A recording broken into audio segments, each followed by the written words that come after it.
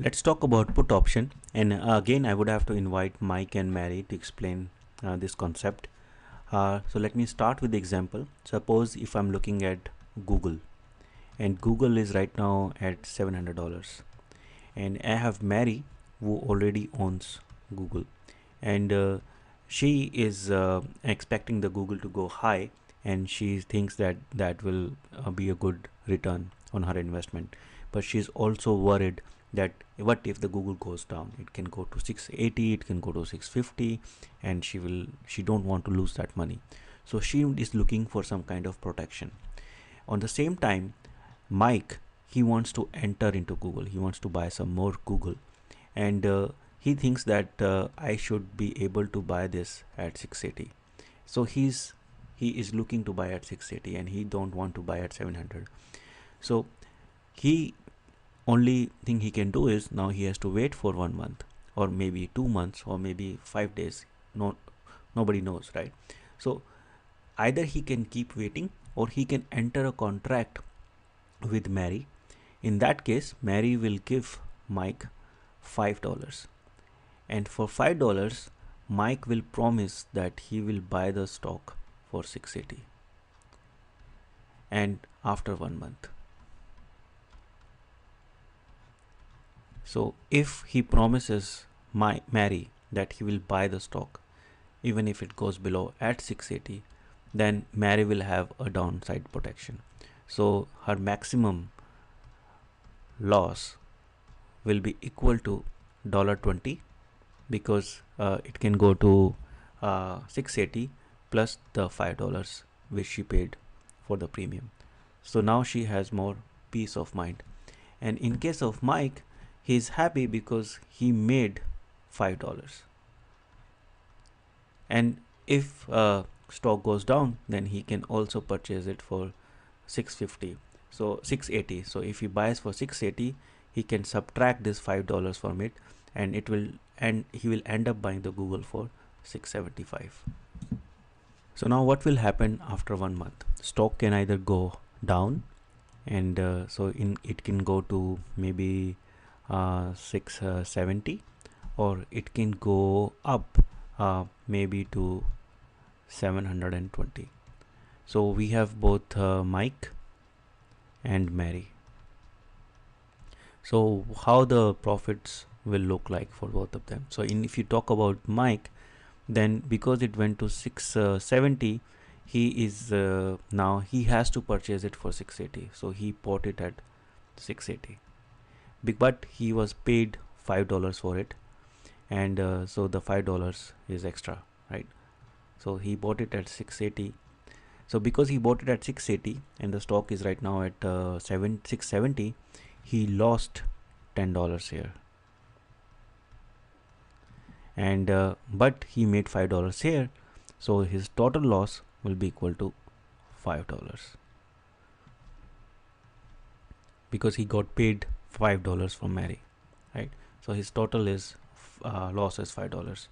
But if you talk about Mary, then she would sell her stock to Mike for 680. So she lost $20 here.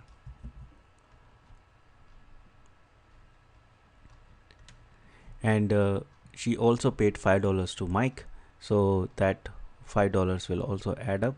So she lost total of $25. Now if we are talking about upside, then in case of Mike, he will not be able to buy the stock because the stock never went to 680. So in that case, he will make $5. So his total profit will be $5. So now look at this, that even though he didn't purchase any stock, he was still able to make $5 just for his waiting for the stock to go to 680, or willingness to buy the stock at 680. But in case of Mary, because it went to 720, she will not be keeping all the profit, because now her profit is 20, but she paid $5 to Mike. So that will result in a total profit of $15 for her. So she lost a little bit of premium, but she was able to protect herself from downside. So this is how the option works. So let me go to the example here. So suppose if I'm talking about the profit chart, and this is the stock. So if I'm buying the stock at here, so this is the stock price and this is the profit. So if I'm buying the stock here, the stock will go up or down. So I have exposure to both profit and losses. So what I can do is I can buy a put option. So by buying a put option, I'm protecting myself at this stage. So whatever, if the stock goes below this price, then I will not lose any money. But because I paid for it, I would have my entire chart will shift down.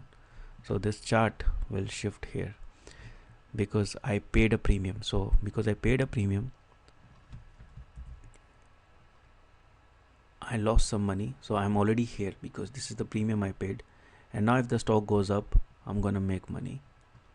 However, if stocks will not go up, I'll end up with the premium I paid as a loss. So this is how the chart will look like for a put option. So if I am buying a put option, if I'm selling a put option, then in this case,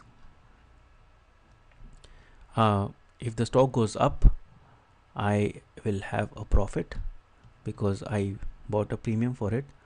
But if the stock goes down, then I'm exposed to all the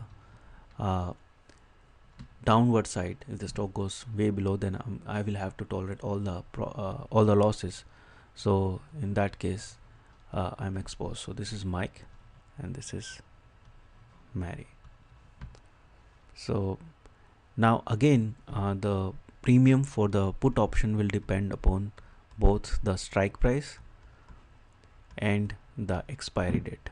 So if the strike price is $700, then it's more likely to go below $700. So in that case, the premium will be maybe, you can say, $5. But if the strike price is $650, so I'm willing to buy at $650.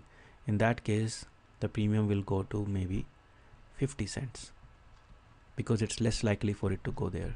So this is, I'm talking about 1 month. But if I'm talking about 6 months, in that case, price can it's more likely for the stock to move farther distances. So in that case, it will be $50 and the 651 will be $5. So the price will be higher because it's more likely for the stock to move either up or down. So the premium will depend both on the expiry date and the strike price. So I hope this video helped, and I'll see you again in the next video. Thank you.